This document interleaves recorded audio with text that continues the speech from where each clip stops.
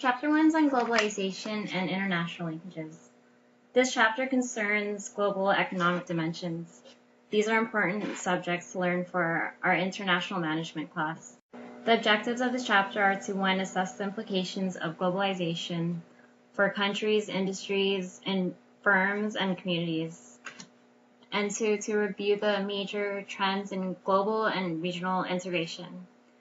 3. To examine the changing balance of global economic power and trade and investment flows among countries. 4. To analyze the major economic systems and recent developments among countries that reflect the system.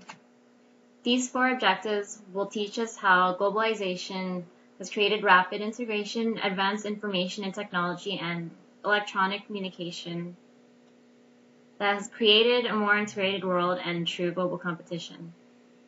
This chapter is about the process of globalization, which needs international management. It's applying management concepts and techniques in a multinational environment and adapting practices to different economic, political, and cultural environments. Also adapting management practices to different economic, political, and cultural contexts. International management is distinct from other forms of management where knowledge and insights about global issues and specific cultures are needed for success. More firms today are earning some of their revenue from international operations because of multinational corporations. Multinational corporations are firms that have operations in more than one country, international sales, and a mix of nationalities among managers and owners. Examples of American multinational corporations are Avon, Chevron, and Coca-Cola. These have all earned more international revenue than domestic revenue. International trade has been increasing dramatically, and this is because of globalization. Globalization is the process of social, political, economical, cultural, and technological integration among countries around the world. Offshoring.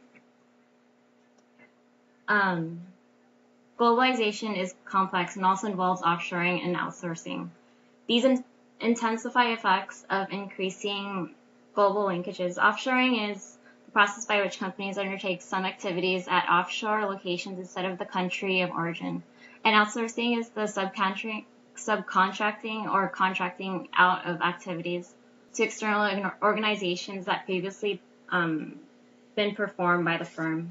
And regional integration because of global agreements, like the World Trade Organization.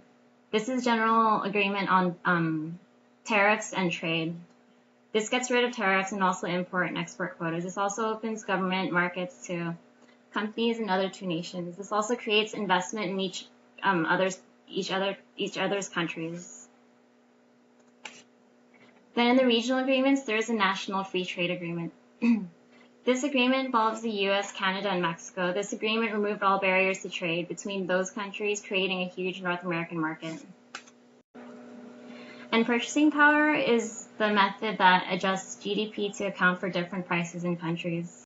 The command economy is the global economic system that is comparable to a monopoly in the sense that the organization, in this case, the government, has explicit control over price and supply of a good service. Market economy is when a private enterprise reserves the right to own property and monitor the production and distribution of goods and services, while the state simply supports competition and efficient practices. Management is important here because private ownership provides local evaluation and understanding. Global trade continues to grow at a healthy rate, outpacing domestic growth in most countries. And foreign direct investment invests in property, plant, or equipment in another country, although according to the World Trade Organization, the foreign direct investment has declined due to the global recession in 2009.